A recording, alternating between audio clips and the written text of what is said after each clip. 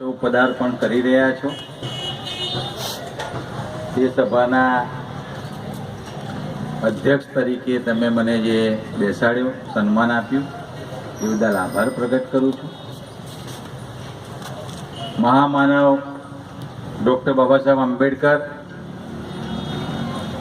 જ્યોતિબા ફૂલે, સાવિત્રી દેવી ફૂલે એવા તમામ મહાનુભાવો જેણે આ દેશમાં ગરીબો, વંચિતો, મજદૂરો માટે કામ કર્યું અને ભારતીય દલિત પેન્શનના સંસ્થાપક એવા મારા પરમ ગુરુ ડૉક્ટર રમેશચંદ્ર પરમાર સર્વેને સતસત નમન કરતા. જે મહાનુભાવોએ કહ્યું એ આપ સૌએ સાંભળ્યું હશે અને હજુ વધારે પીરસવાની જવાબદારી મારા પર ભાઈએ નાખી, એટલે એ પણ મારે જવાબદારી અદા કરીશ. હું માનું છું કે તમે ભૂખથી કંટાળશો નહીં આજે,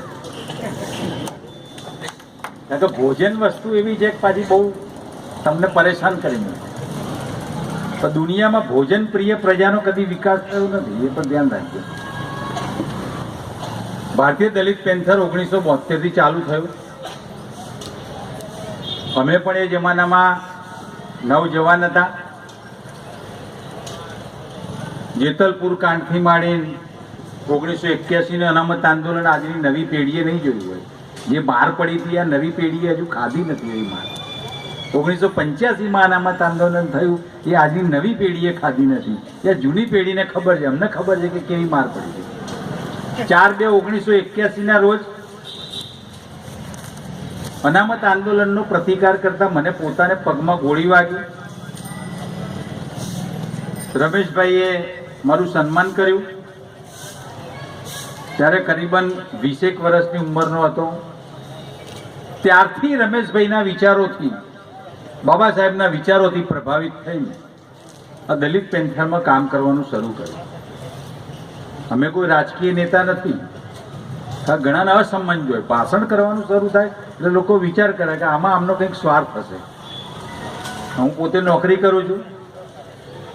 રાજુભાઈ પરમાર બેંકમાં નોકરી કરે છે.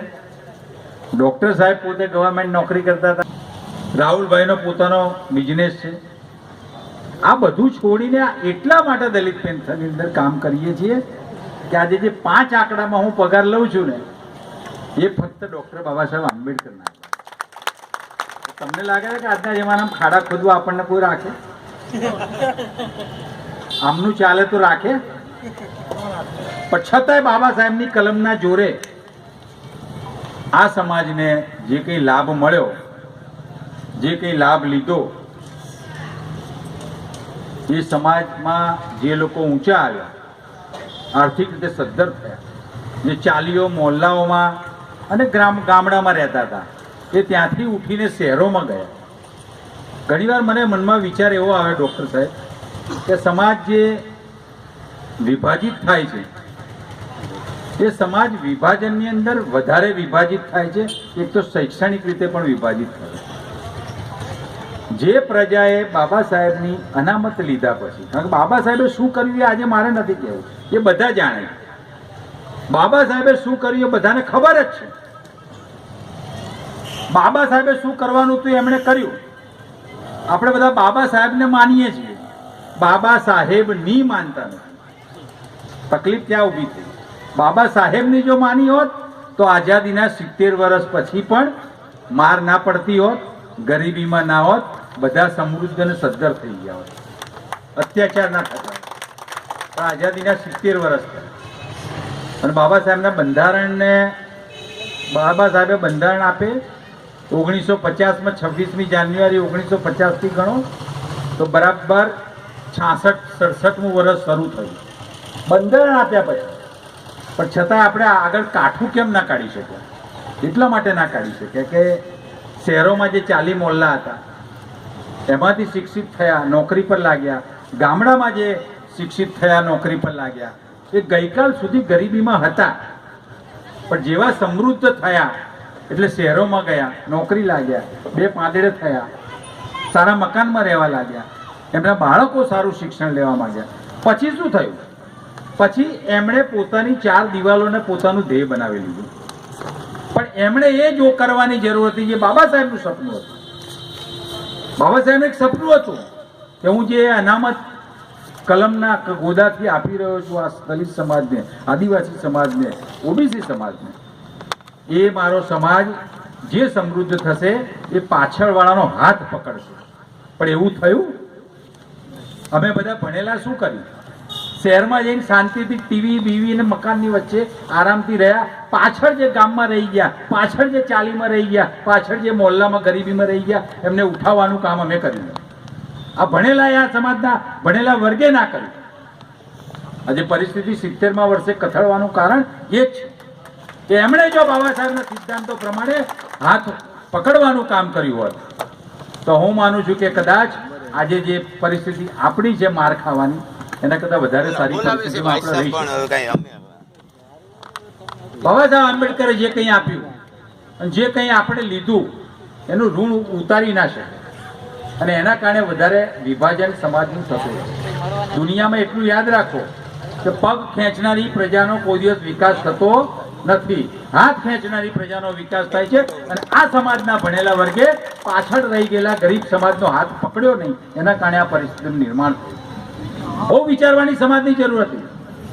આઝાદીના 70મા વર્ષમાં તમે મળ્યું શું? 5000 વર્ષોથી તમે માર ખાઓ છો, ધાર્મિક રીતે માર ખાઓ છો, આર્થિક રીતે માર ખાઓ છો, સામાજિક રીતે માર ખાઓ છો. મને એક વસ્તુ અત્યાર સુધી સમજણમાં નથી આવી કે કોઈ માણસ વારંવાર માર ખાતો રહે, વારંવાર માર ખાતો રહે, તો એ સંશોધન નહીં કરતો હોય કે મને શું કામ માર પડે છે, શેના માટે મારવામાં આવી રહ્યો છે, શેના માટે મારી પર અત્યાચાર કરવામાં આવ્યો છે, એવો પ્રશ્ન એના અંતર મનમાં નહીં થતો હોય. પણ 5000 વર્ષોથી થયો નહીં. કેમ ના થયો? કરવો જોઈતો તો સમાજે. 70 વર્ષ વીતી ગયા, હવે કેટલા વર્ષે? હમણાં વચ્ચે એક સભામાં ગયો હતો તો એનું નામ હતું જોડો, સમાજને જોડવાનું કામનું બોર્ડ મારેલું હતું. અરે આઝાદીના 70મા વર્ષે પાછું જોડવાનું કામ શરૂ કરશું તો પછી તોડવાનું પેલા લોકોને કામ ક્યારે પૂરું કરશું? આપણે ક્યારે તોડી લઈશું? આપણે તૂટ કરીશું. પણ નહીં તૂટે એનું કારણ છે કે જે ખોટી વળગણો જે તમારે છોડવી જોઈતી હતી, જે બાબા સાહેબ આંબેડકર ઈચ્છા રાખતા હતા કે આ પરિસ્થિતિની અંદર મારો સમાજ જે ભણશે ગણશે એ પાછળવાળાને જ્ઞાન આપશે, એમાં આપણે નિષ્ફળ ગયા.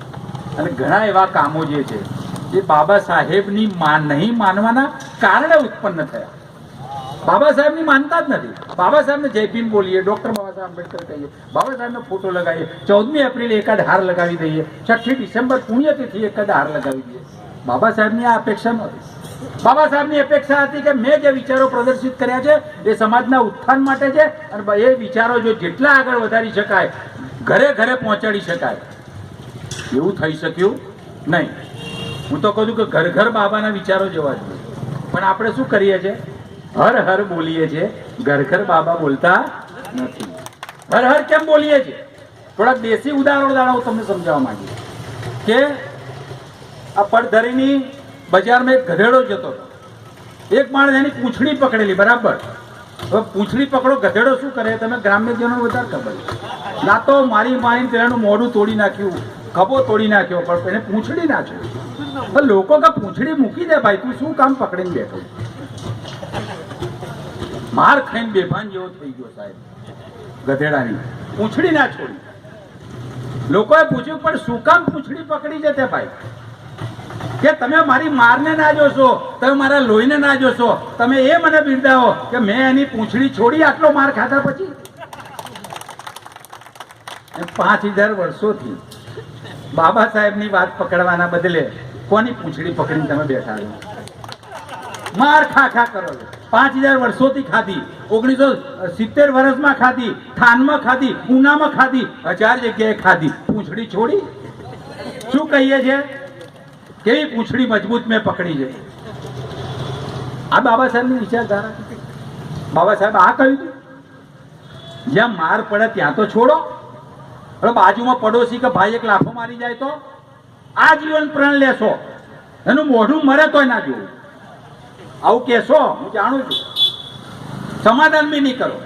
5000 વર્ષોથી માર ખાવ, ક્યારે છોડશો તમે? એ સિસ્ટમને ક્યારે છોડશો? જે સિસ્ટમે તમારું સત્યાનાશ પાડી દીધું, જે સિસ્ટમે અન્યાય કર્યો, જે સિસ્ટમે શોષણ કર્યું, જે સિસ્ટમે તમારું સ્વાભિમાન લૂંટી લીધું, હજુ એમાં આટલા વર્ષે 70 વર્ષે પેલા તો સ્વીકારવા તૈયાર નથી. એ તમને કહે છે કે તમે અમારા ધર્મમાં આવો કહે છે, પણ તમે પૂંછડી જાલી છોડવા તૈયાર થઈ. નહીં છોડીએ, અમે નહીં છોડીએ. તો નહીં છોડો ત્યાં સુધી માર પણ ખાવી જ પડશે. એમાં કોઈ છૂટકો નહીં. માર ના ખાવી હોય તો છોડવું પડશે. બાબા સાહેબના સિદ્ધાંતોને વરવું પડશે.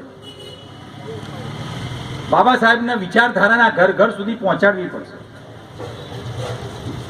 ઘણી વખત હું ભાષણોમાં જ કહેવા જવાનું તો કહું છું કે જે ધર્મ તમને સ્વાભિમાન ના આપી શકતો હોય, જે ધર્મ તમારા આત્મરક્ષાનું સન્માન ના કરતો હોય, તો એવામાંથી મુક્ત થઈ જવું.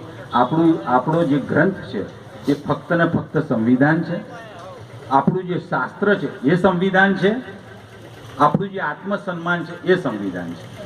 પણ આપણે જે શાસ્ત્ર આપણને સન્માન આપે છે એનું સન્માન છોડીને આપણે બીજા કેવા શાસ્ત્રો વાંચીએ જે તમારા માટે યોગ્ય નથી.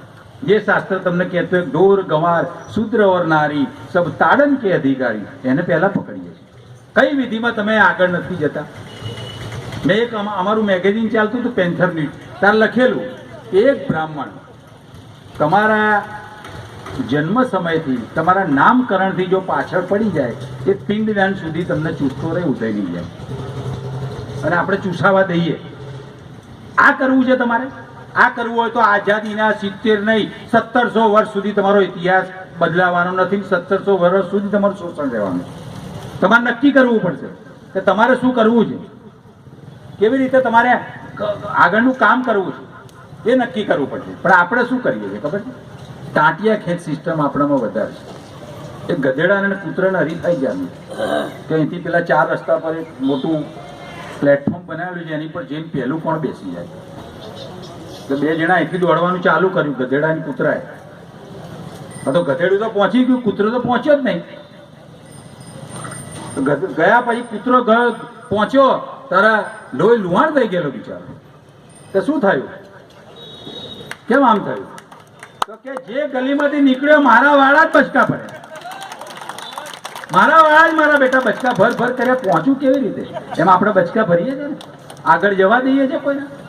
અને વેચાવા જઈએ તો કોની પાસે વેચાવા જઈએ છીએ એ નક્કી કરો. કોની જોડે વેચાવો છો તમે?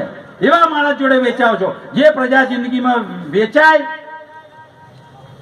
એનો ભાવ ક્યારે નક્કી થાય? આ તમારી આગળ મેં સબ્જી મંડી જોઈ. શરૂઆતના રીંગણા હોય તાજા તો જરા સારો ભાવ હોય, પછી બધી લેડી જાવ ચૂંથી નાખે એટલે એનો ભાવ ઘટી જાય. એમ તમે ચૂંથાયેલી પ્રજા છો. તમારો ભાવ એ લોકો નક્કી કરે. તમારો ભાવ એ લોકો નક્કી કરશે કે તમને કેટલામાં ખરીદવા છે. જે પ્રજા સંગઠિત છે એને કોઈ ખરીદી શકતું નથી. જે પ્રજાને ડોક્ટર સાહેબે કહ્યું કે તાકાત ઊભી કરવી પડશે, કે આ તમને પૂછે કે તમારે શું જોઈએ છે. બાબા સાહેબે એ કહેલું કે તમને પૂછે આ દેશની સત્તા હાંસલ કરો. આ દેશમાં તમે આટલી તાકાતવર પ્રજા છો, પણ આપણી તકલીફ એ છે કે આપણે છેલ્લી ઘડીએ વેચાવાનું કામ કરીએ. નાનો માણસ હોય મોટો માણસ હોય એ વેચાઈ જાય. કઈ સંસ્થામાં જવું છે એ ખબર નથી, કયા પક્ષમાં જવું છે એ ખબર નથી, કયા આ હિન્દુસ્તાનના કયા પક્ષે તમારું કલ્યાણ કર્યું, કયા ધર્મે તમારું કલ્યાણ કર્યું, કોણે તમને લાભ આપ્યો. એક મામૂલી લાભ જ્યારે મળતો હોય એનાથી તમે કેટલા રાજી થઈ જાઓ છો. કોઈને આટલામાંથી કોઈ બતાવશે કે આ ભારત દેશનું જે બજેટ તૈયાર થશે હમણાં ફેબ્રુઆરીમાં, એમાં તમારા માટે કેટલા આંકડાના કરોડનો બજેટમાં ફાળવવામાં આવે તમને કોઈને ખબર છે? કોઈ ધ્યાન નહીં આપે. કારણ કે આપણે સમજ શક્તિ ગુમાવી ચૂક્યા છે. આપણે છાપું શાંતિથી વાંચતા નથી. અમે છાપું વાંચીએ ત્યારે પહેલું શું જોઈએ છે? પાને પાને આપણા વાળાને ક્યાં નુકસાન છે આમાં એ જોવું પડશે. 5580 કરોડ રૂપિયા સમાજ કલ્યાણમાં વાપર્યા વગર પાછા ગયા. 5580 કે જો કોઈ છાપું વાંચ્યું હોય તો વાંચીએ ને વાંચો તો ખબર પડે. એ 5,580 કરોડમાંથી તમારા સોસાયટી મોહલ્લામાં રોડ બન્યો હોત, તમારા બાળકને સારું શિક્ષણ મળી શક્યું હોત, તમારા બાળકનું સારું પોષણ થઈ શક્યું હોત. કોના હાથમાં સત્તા છે? જે લોકો આ દેશની અંદર 15% છે એમના હાથમાં સત્તા છે. એમના હાથમાં ચોટી, તમારી ચોટી એમના હાથમાં છે. તમારે ચોટી કાયમ એમના હાથમાં રહેવા દેવી? એ આપણે એટલું લેવું છે? સંપૂર્ણ લેવું હોય, સંપૂર્ણ નિશ્ચય કરો કે આ દેશની શાસક પ્રજા બનવું છે અમારે. આ દેશમાં હવે વહીવટ અમે કરીશું. 5,000 વર્ષોથી શોષણ થયું છે, 70 વર્ષથી કશું મળ્યું નથી, માંડ સબસિડી સિવાય. એમાં અમે તો બાજીએ છે કેટલું ભાઈ. બેંક વાળો 5 ધક્કા ખવડાવે, સમાજ કલ્યાણ વાળો 10 ખવડાવે, 2,000ની કટકી કરી જાય કોઈ પાછો વચ્ચે કયો, ત્યારે માંડ કરીને પામીએ. આ દેશના માલે તુજારો કરોડોની સબસિડી લઈ ગયા. આ એક ફક્ત દલિત સમાજ માટે નથી કહેતો હું, આ SC ST OBC, આ દેશનો મજદૂર સમાજ, આ દેશનો લઘુમતી સમાજ, બધાના માટે આ લાગુ પડે છે. કે કોણ લૂંટી ગયો? માંડ 5% લોકો આખા દેશની મલાઈ લૂંટી રહ્યા છે અને તમારું શોષણ ચાલી રહ્યું છે. તમારા છાપરામાં ધાબુ ભરાતા ભરાતા વર્ષો વીતી જાય, કેટલું દેવું કરવું પડે, લોકોનો બંગલો બની જાય તાત્કાલિક. કેમ? અરે ભાઈ, આ દેશની ધરતી પર, આ દેશના પાણી પર, આ દેશની મિલકત પર અમારો જ એટલો અધિકાર છે જેટલો તમારો છે. પણ અમને શું કામ એટલો ઓછો ભાગ આપવામાં આવે છે? હવે અમે ઓછો ભાગ સ્વીકારવાના નથી. પૂરતો ભાગ પાડો. બે ભાઈઓ જુદા પડતા હોય કોઈ પણ સમાજમાં તો શું કરે? 2 વાસણો ગણીને મૂકી દે કે ભાઈ ઉભા, 2 તારી બાજુ છે, આ વજનદાર તો 2 મારી બાજુ થવા જોઈએ. કહીએ છીએ ને, આ વાસ્તવિકતાની વાત કરું છું. તમે આ દેશની અંદર કશો ભાગ જ તમારા ભાગમાં આવ્યો નહીં, તમે બૂમો પણ પાડી નહીં, બોલ્યા નહીં. કેમ ના બોલ્યા? તમે કચડાયેલા છો, દબાયેલા છો. તમારા બોલવાની વિવેક શક્તિ તમારા ધર્મના કારણે ગુમાવી દીધી છે. તમને એ શીખવવામાં આવ્યું છે કે સંતોષી નર સદા સુખી. હમણે એક સાધુ મહારાજ પ્રવચન કરતા હતા કે આ દેશમાં, આ સૃષ્ટિમાં બધું શાશ્વત છે, કશું સાથે આવવાનું નથી. પછી ભાષણ, જે ધાર્મિક ભાષણ પૂરું કર્યા પછી 5 લાખ ફી લઈ ગયા. અરે કશું સાથે આવવાનું નથી તો શું કામ લઈ જાવ છો ભાઈ? અમને એ શીખવાડ્યું છે અને અમે પકડી લીધું સંતોષી ને સદા સુખી, એટલે અમે સંતોષ મર્યા. 2 રોટલીમાં સંતોષ મર્યા, 200 રોટલી તો તમે લઈ ગયા ભાઈ. અને અમને શીખવાડો છો સંતોષ રાખો. કોણ લૂંટી ગયું? આ દેશને લૂંટે કોણે? આ દેશમાં શું કોઈ દલિત સમાજના રૂપિયા વિશ્વ બેંકમાં પડ્યા છે? કાળું ધન કોની પાસે છે આ દેશમાં? તમારી મારી પાસે છે? કોઈ ગરીબ માણસ પાસે, કોઈ મજદૂર પાસે છે, કોઈ લારીવાળા પાસે કાળું ધન છે? કોની પાસે છે આ દેશની અંદર કાળું ધન? એની શોધ થવી જોઈએ. આ દેશમાં અમને કશું મળ્યું નથી, SC ST OBC ને કશું જ મળ્યું નથી આ દેશમાં, તો લૂંટી કોણ ગયું છે? કેમ પ્રધાનોના ઘરમાં 4 ગાડીઓ આવી જાય છે, કરોડો રૂપિયા ત્યાં ચવાઈ જાય છે, કોઈ ઇન્કમ ટેક્સની રેડ પણ પડતી નથી? લૂંટી જવાનું કામ જેણે કર્યું એ લોકો તમને સંતોષનો સિદ્ધાંત શીખવાડી રહ્યા છે. જેણે લૂંટી જવાનું કામ કર્યું, જેણે શોષવાનું કામ કર્યું, એ બધા તમને શાંતિથી ધાર્મિક પ્રવચનો આપીને ઘેનની અંદર રાખવાનો પ્રયાસ કરે. આ એક ઘેન છે, આ એક ઘેન છે. તમારે જોજો, દારૂના અડ્ડા એ મજદૂર કક્ષાની જે સોસાયટીઓ ચાલી હોય ને ત્યાં જ હશે. પોષ વિસ્તારમાં નહીં હોય, પોષ વિસ્તારમાં નહીં હોય. આખા દેશમાં નક્કી કરવામાં આવ્યું છે કે મજદૂરોને, SC ને ST ને OBC ને ધ્યાનમાં રાખો અને જેટલું લૂંટાય એટલું આપણે લૂંટી લો. આ દેશની અંદર એક ઉઘાડી લૂંટ ચાલી છે મિત્રો, અને એ લૂંટની અંદર તમારો હિસ્સો, તમારો ભાગ જતો રહે. અને એના માટે તમે હું જવાબદાર છું? કોઈ જવાબદાર નથી. આ દેશના સમાજ કલ્યાણના બજેટમાં કેટલું બજેટ ફાળવવામાં આવે છે એ તમને ખબર નથી, પણ અદાણી ને અંબાણીને કેટલું આપવામાં આવે તમને ખબર નથી? આપણે 580 કરોડ રૂપિયા પેનલ્ટી, ડોક્ટર સાહેબ, અદાણીની ગુજરાત સરકારે માફ કરી દીધી. 580 કરોડ કેટલા પાછળ બિંદા થયા તો ગણો. અને તમારી 5,000 લોન હોય તો નોટિસ ઘરે લાગી જાય. હે, કેટલી પરેશાની થાય? કોણ જવાબદાર? એમને હું જવાબદાર, જો શોષણ કરતાને હું હંમેશા જવાબદાર ગણ્યા નથી. હું શોષણ કરતાને જવાબદાર ગણતો નથી, બાબા સાહેબ પણ નહોતા. બાબા સાહેબે એ જ કહેલું તો ઉઠો, અવાજ કરો, તમારો હક માગો, તમારો હિસ્સો આ દેશની અંદર માગો. પણ આપણે છીએ કે સમજવા તૈયાર નથી. કેટલા પક્ષોની અંદર વહેંચાયા છે. એક મોહલ્લો હોય તો કેટલા પક્ષ હોય, હતા એટલા પક્ષ બધા હોય. આપણે એવું ના કરી શકીએ કે આપણે બધા ભેગા થઈએ. એ કેવી તાકાત, એવું સંગઠન, એવું વિશ્વાસ ઊભો કરીએ કે જેથી લોકો આપણને પૂછે તમારે શું જોઈએ, તમારે શું જોઈએ છે, અમે તમને પ્રોવાઈડ કરીશું. એ તો સાહેબે કહ્યું 0.4% વાળા મુખ્યમંત્રી બની શકતા હોય અને તમારે છે તો શાંતિથી ગાંધીનગરના ધક્કા ખાવાના એક સમાજ કલ્યાણ ખાતું. આટલા વર્ષોમાં ભારત સરકાર અને ગુજરાત સરકાર મંત્રીમંડળના વિભાગો જોઈ લેજો, તમારા ભાગમાં કયું ખાતું આવશે? ફક્ત સમાજ કલ્યાણ. એટલે તમે જ તમારાને ચૂસો, તમે જ તમારાનું કટકી કરો, બાકી મલાઈ બધી આ બાજુ રવા દો, કચરો બધો તમે ઉઠાવી જાઓ. એઠવાડ જેને કહે એઠવાડ તમે લઈ જાઓ. આ દેશમાં એ ચલાવી લેવાય નહીં. દલિત પેન્થરનું એ કામ છે, બાબા સાહેબની વિચારધારાનું એ કામ છે કે અમે આ ચલાવી લેવાના નથી. અમારે ક્યાં સુધી શોષણ સહન કરવું? સમાજે વલણ બદલવું પડશે, સમાજે તાકાત ઊભી કરવી પડશે. અને તાકાત ઊભી નહીં કરો તો પછી બાકીના વર્ષોમાં પાછળની પેઢીને શું આપશો? જે પ્રજા પોતાનો ઇતિહાસ ભૂલી જાય છે, એ ઇતિહાસની રચના કરી શકતી નથી, એવું બાબા સાહેબ આંબેડકરે કહેલું. અને તમે તમારો ઇતિહાસ તમને ખબર નથી, તમે બીજાનો ઇતિહાસ વાંચો છો, બીજાની કથાઓમાં જાઓ છો, બીજાના સત્સંગો સાંભળો છો, બીજાના ઉપવાસ કરો છો, બીજા ધાર્મિક જગ્યાએ પગપાળા ચાલતા જાઓ છો. સંત રવિદાસની જગ્યાએ કેટલા ચાલતા ગયા, પાટણમાં વીર મેઘમાયાની જગ્યાએ કેટલા ચાલતા ગયા, સંત દાસી જીવનની જગ્યાએ કેટલા ચાલતા ગયા. તમારા સંતોને તમે યાદ રાખતા નથી. તમે કોને પકડો છો?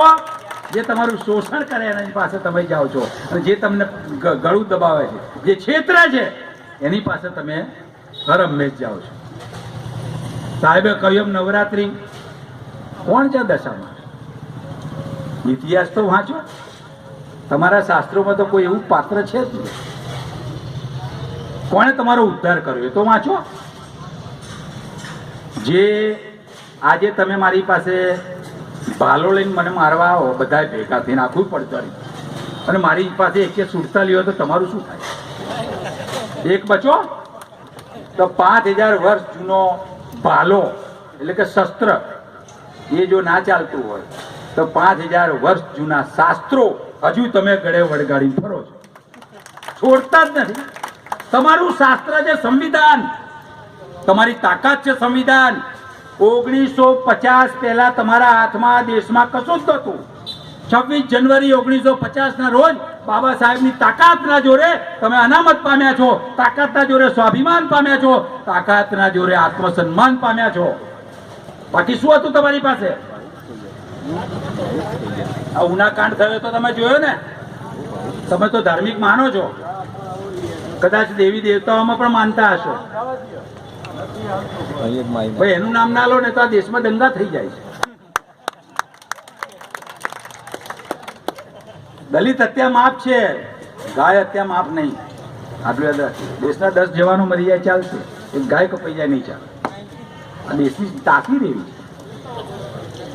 તમે દેવી દેવતાઓને માનતા હશો, મને તો ખબર જ છે કે માનતા હશો. બધા મોઢા પર દેવી દેખાય છે. આ ઉનાની અંદર કેવા માર પડ્યા, બધા વિડીયો જોઈ ને, બધાએ જોઈ કેવી પડે, આમ કકડાટ થઈ ગયો ને, આમ ગુસ્સો આવી ગયો ને. મને ઘણી વાર ઊંઘમાં કલ્પના આવે કે આ ઉનાવાળાને કોઈ કુળદેવી હશે કે નહીં હોય, અને હોત તો એમના 4માંથી એકના કોઠામાં ઘૂસીને પેલા ચાલીને પાડી દીધા તો કઈ મજા આવે. આવું થયું ને, એવું કેમ એવું થયું કેમ? કારણ કે પૂછતા તો હશે ભાઈ, નૈવત પણ ધરતા હશે, બધું કરતા તો હશે, તો કેમ ના થયું? મને ખબર ના પડી કે આવું થયું કેમ. એ કોઈકને તો પૂછતા હશે, તો કોઈ એમની મદદમાં કેમ ના આવ્યું? તો 5000 વર્ષોથી પૂજા કર કરો છો અને માર બી ખાખા કરો છો, કોઈ મદદમાં આવતું નથી. 33 કરોડ દેવતા, 1-2 તો આવો.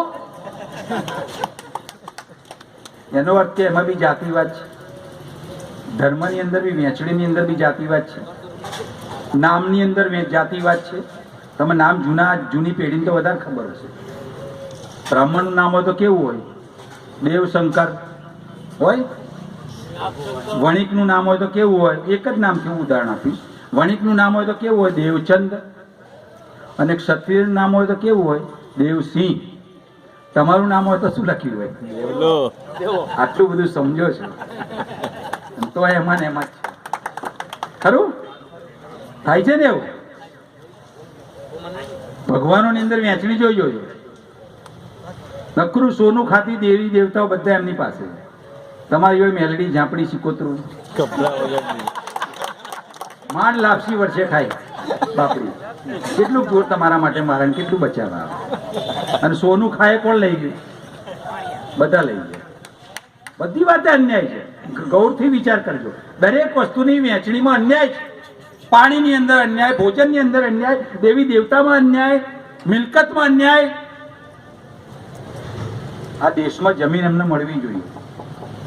બધાએ લીધી છે, અમને શું કામ ના મળવી જોઈએ? પણ નથી મળતી.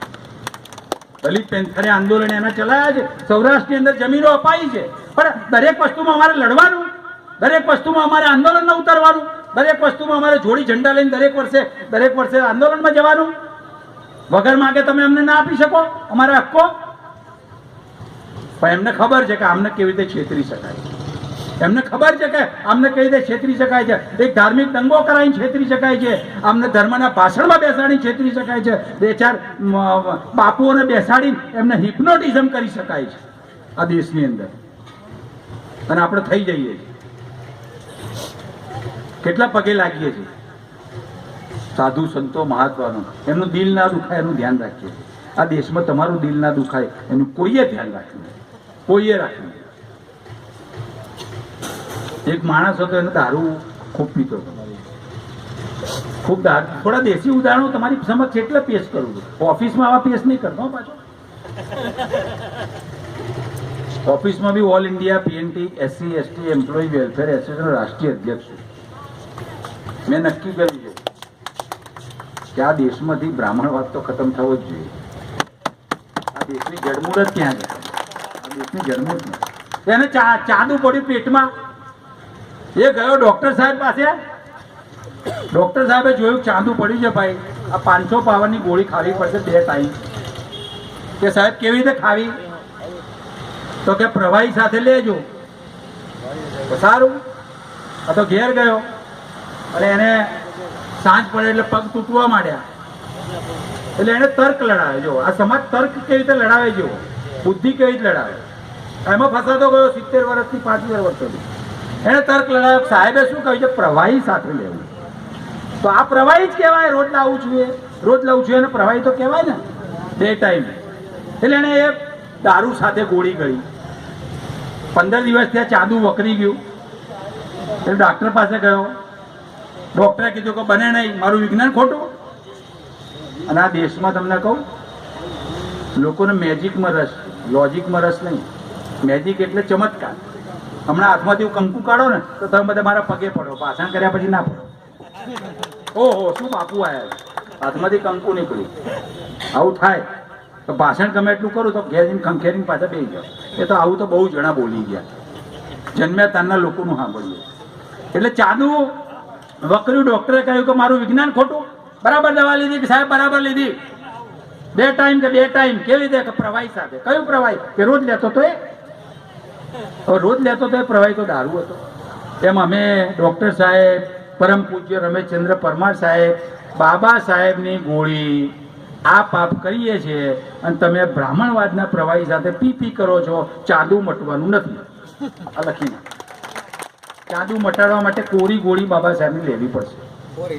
કોરી ગોળી. અને તમારા માટે બાબા સાહેબથી વિશેષ હું માનું છું કે હું જે ભણ્યો છું, હું જે વાંચું છું, કારણ કે હું મારી જાતને કોઈ નેતા નહીં સમજતો. હું મારી જાતને એ સમજું છું કે હું જે પગાર લઉં છું શાંતિથી પ્રિય રીતે, એ ફક્ત ને ફક્ત બાબા સાહેબ આંબેડકરના આભારી છે. તમે એ શાંતિથી જીવો છો સારા મકાનમાં, બજારમાં માથું ઊંચું કરીને ફરો છો, એ ફક્ત બાબા સાહેબ આંબેડકરના કારણે. એટલે ઘર ઘર બાબા હોવા જોઈએ. ઘર ઘર બાબા હોવા જોઈએ. હર હર ના હોવું જોઈએ. તો તમારો ઉદ્ધાર છે. ને તો આ ઉદ્ધાર નથી નથી નથી. આથી તય કરી લો.